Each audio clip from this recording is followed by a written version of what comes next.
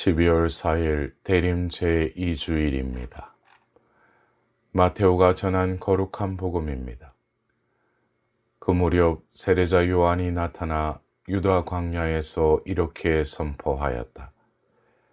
회개하여라, 하늘나라가 가까이 왔다.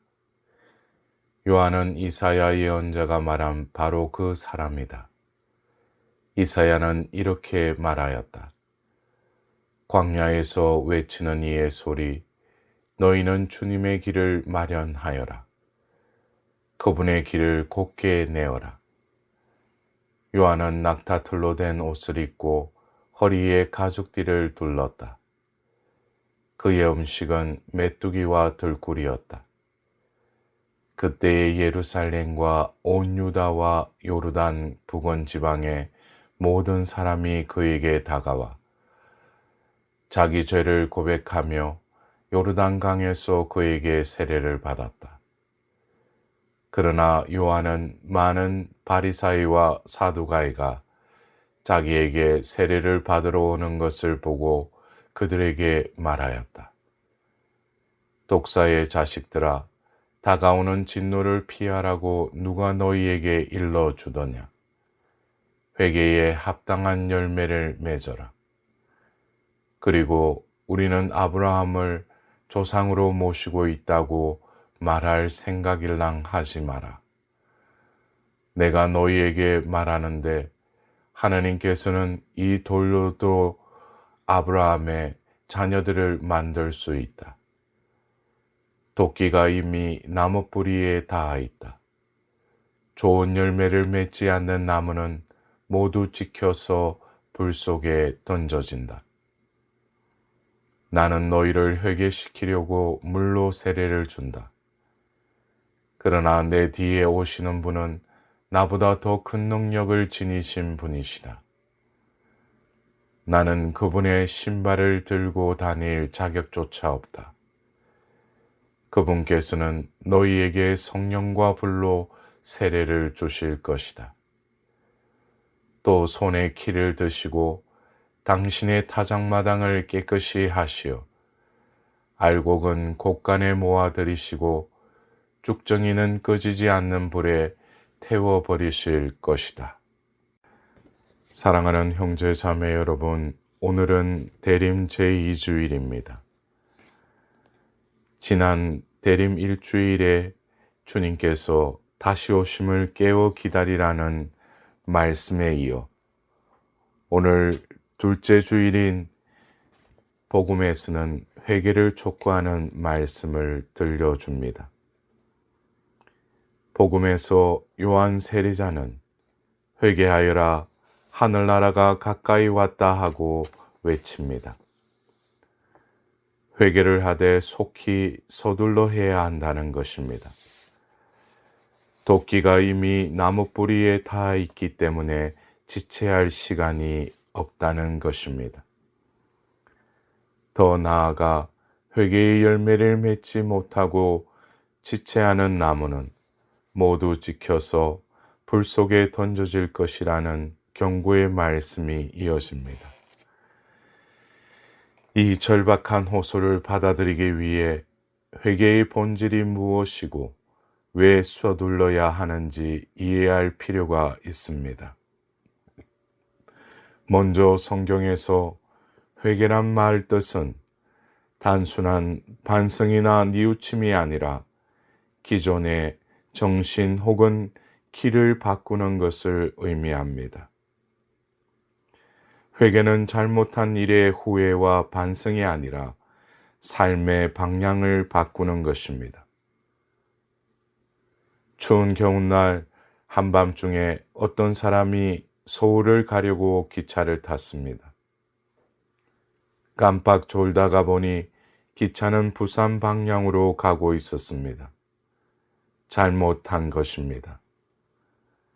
이 사실을 알았으면 빨리 기차를 바꿔 타야 합니다.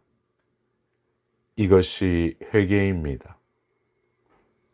즉 회개란 부산으로 향하던 길을 방향을 바꿔 서울 쪽으로 향하는 것처럼 편하고 유리한 것을 쫓던 자기 중심의 삶에서 하느님 중심으로 길을 바꾸고 삶의 방향을 온전히 바꿔서 결실을 맺는 것입니다. 그러기에 복음은 회개에 합당한 열매를 맺으라 라고 요구합니다. 그런데 잘못한 기차 안은 따뜻하고 편하고 잠이 쏟아졌습니다. 기차를 내려 갈아타려면 추운 데서 오랜 시간 기다리는 것이 기차나 그냥 앉아서 후회하고 반성한다면 그것은 회개가 아닙니다. 회개는 바꿈이고 그 길은 춥고 귀찮고 기다리는 과정이 따릅니다. 그것이 번거로워 그냥 후회만 하며 살아간다면 그럴수록 우리는 목적지에서 멀어지게 됩니다. 회개의 특성은 방향이 잘못되었음을 발견한 순간 즉시 행해야 효과가 있습니다. 그러기에 세례자 요한은 도끼가 이미 나무 뿌리에 닿아 있다는 격한 표현을 쓰며 지금 당장 결단을 내리라고 촉구합니다. 이렇게 결단을 내려 중심을 바꾸는 모습을 바오로 사도는 구체적으로 타인을 받아들이는 삶임을 전하고 있습니다. 그리스도께서 여러분을 기꺼이 받아들이신 것처럼 여러분도 하느님의 영광을 위하여 서로 기꺼이 받아들이십시오. 내가 편한 것을 내 방식대로 받아들이는 것이 아니라 상대방 입장에서 서로를 받아들임이 회개의 실천이라는 말씀입니다. 이때 세상이 달라집니다. 서로 경청하고 소통하는 세상, 서로를 배려하여 공존하는 세상이 하느님 나라의 시작입니다. 60이 넘은 노부부가 성격 차이를 이유로 이혼을 했습니다. 노부부는 이혼한 날 마지막 식사를 했습니다. 주문한 음식은 통닭이었습니다. 통닭이 도착하자 할아버지는 자기가 좋아하는 날개를 할머니에게 건넸습니다. 순간 할머니가 화를 내며 말했습니다. 지난 30년 동안 당신은 늘 그래왔어. 항상 자기 중심적으로만 생각하더니 이혼하는 날까지도 그렇군. 내가 어떤 것을 좋아하는지 한 번이나 물어본 적이 있어. 난 다리를 좋아한단 말이야. 당신은 언제나 자기 중심적이고 이기적인 인간이야.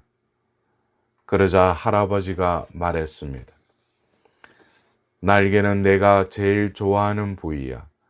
나는 내가 먹고 싶은 것을 30년 동안 줄곧 참고 항상 당신에게 먼저 건네줬는데 어떻게 그렇게 말할 수 있어? 이혼하는 날까지. 노부부는 서로 씩씩대며 각자의 집으로 가버렸습니다. 집에 도착한 할아버지는 할머니가 했던 말이 생각났습니다. 정말 한 번도 아내에게 무엇을 좋아하는지 물어본 적이 없었구나. 그저 내가 좋아하는 것을 주면 좋아하겠거니 생각했지. 아무래도 마음을 풀어주어야겠다. 이렇게 생각한 할아버지는 할머니에게 전화를 걸었다. 핸드폰에 찍힌 번호를 보고 화가 덜 풀렸던 할머니는 전화를 받지 않았고 계속 전화가 걸려오자 배터리를 빼버렸습니다. 다음 날 아침 할머니는 이런 생각이 들었습니다. 그러고 보니 나도 지난 30년 동안 남편이 날개를 좋아하는 줄을 몰랐네. 자기가 좋아하는 부위를 나에게 먼저 떼어내 건네줬는데 그 마음은 모르고 화만 내었으니 얼마나 섭섭했을까. 섭섭했던 마음이나 풀어주어야겠다. 그리고 할아버지 핸드폰으로 전화를 했지만 받지 않았습니다. 한참 후 낯선 전화가 걸려왔습니다. 전 남편께서 돌아가셨습니다. 할아버지 집으로 달려간 할머니는 핸드폰을 꼭 잡고 죽어있는 남편을 보았습니다. 하나의 이야기이지만 예수님께서 선포하신 하느님 나라의 특성은 절박성입니다. 주님이 오시니 회개하라고, 지금 당장 중심을 바꾸라고 촉구하는 이유는 지금이 아니면 늦기 때문입니다. 그 회개는 본능대로 살고 습성대로 살던 태도를 버리는 데서 출발합니다. 말하고 싶은 대로 다 말하며 듣고 싶은 것만 듣고 사는 사람들이 있습니다. 남이야 상처를 받건 말건, 사실이건 거짓이건 자기 좋을 대로 말하고 듣기 좋은 대로 듣습니다. 정말 주님을 모시고자 한다면 이제 입을 다물고 진실 앞에 길을 열어야 합니다. 돈이든 시간이든 쓰고 싶은 대로 다 쓰는 사람이 있습니다. 마시고 싶은 대로 다 마시며 탐욕을 부리고 싶은 대로 다 부리는 사람들이 있습니다. 그 습성을 버리고 생활 태도를 고쳐야 합니다. 미워하던 사람들은 용서하고 시기와 질투로 대하던 사람들을 존경하는 것이 중심을 바꾸는 회개인 것입니다. 입장을 바꿀 때, 회개할 때 시작되는 새 세상을 이사야 예언자는 참으로 아름답게 표현합니다. 늑대가 새끼 양과 함께 살고 표범이 새끼 염소와 함께 지내리라. 송아지가 새끼 사자와 함께 살쪄가고 어린아이가 그들을 몰고 다니리라. 한마디로 지금과는 다른 새로운 세상이 시작된다는 말씀입니다. 그 세상은 늑대와 양, 송아지와 사자가 함께 사는 공존의 세상입니다. 이는 부자와 가난하니, 배운 자와 못 배운 사람, 젊은이와 노인, 이 모두가 살 수 있는 길이 여기서 열립니다. 그것이 날이 갈수록 서로 자기 생각만 하며 양극화의 갈등 속에 공존이 위협받고 있는 지금 여기서 회개해야 할, 절박하게 길을 바꾸어야 할 근본적인 이유인 것입니다.